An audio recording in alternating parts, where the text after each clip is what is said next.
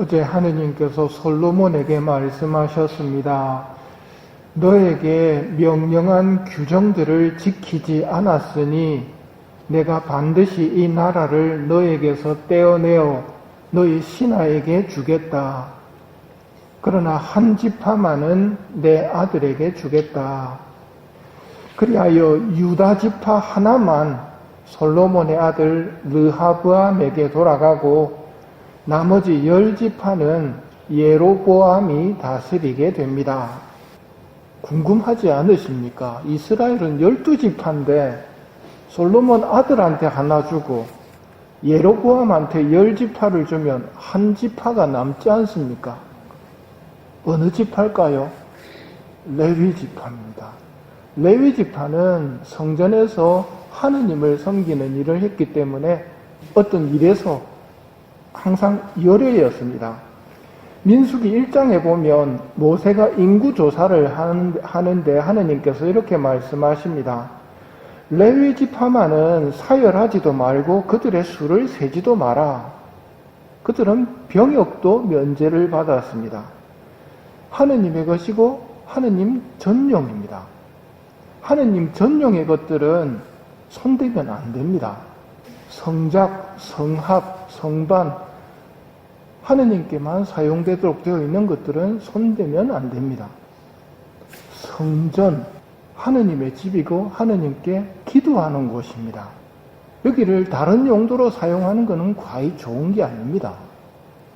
뜬금없이 임금이 된 사람이 예로보암입니다. 10지파를 받았으니까요.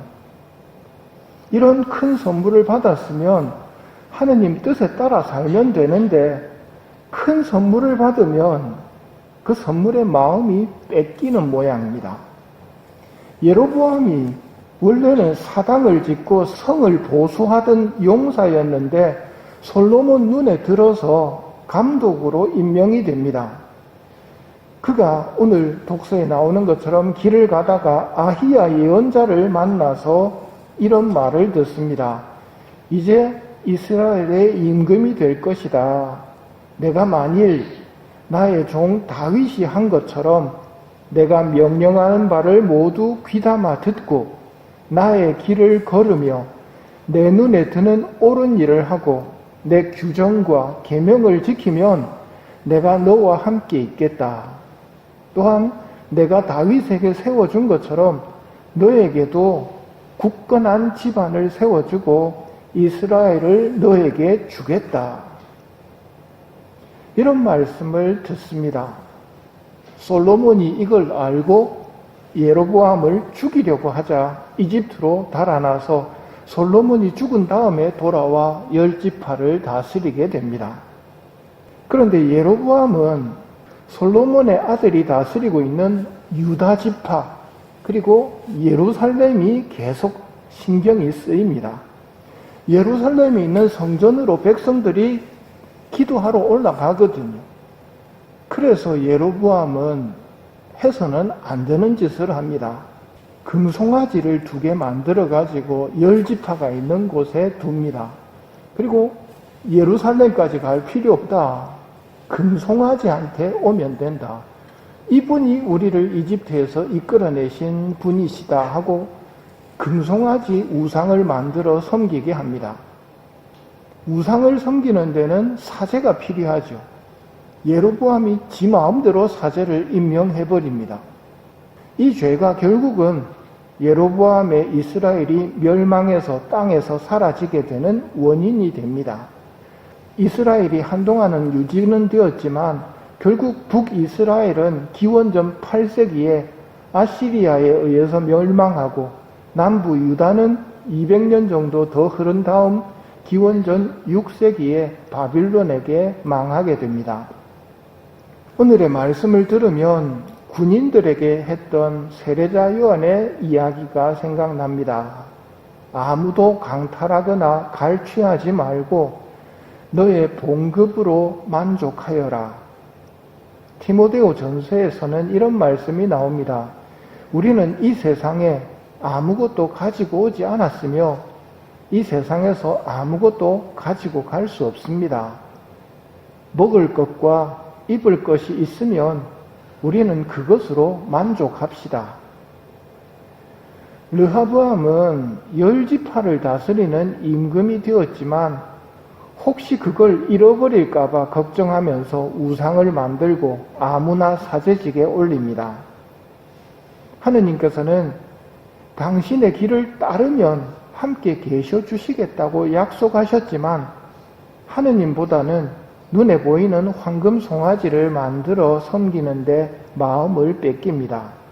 결국 북이스라엘은 멸망하게 됩니다.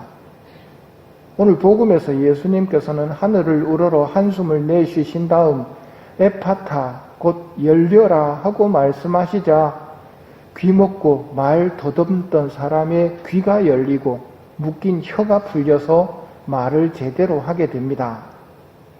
우리는 일용할 양식을 아버지께 청하고 아버지께서는 일용할 양식을 주십니다. 나에게 있는 일용할 양식은 아버지가 주신 겁니다. 당연히 내 거라고 생각하면 이 문제가 생깁니다. 내가 청했고 청한 것을 주셨음을 기억해야 합니다. 그렇다면 기도를 들어주시는 하느님께 감사하며 살면서 영원한 세상을 준비하는 것이 우리가 해야 할 모습입니다. 그러나 받은 것에 마음을 뺏기고 하느님을 잊어버리면 우리도 망하게 됩니다. 받은 달란트도 하느님이 주신 것인데 그 달란트나 자기의 능력을 자기 거라고 생각하게 되면 망하게 됩니다. 받은 것은 받은 것이지 내게 아니라는 것.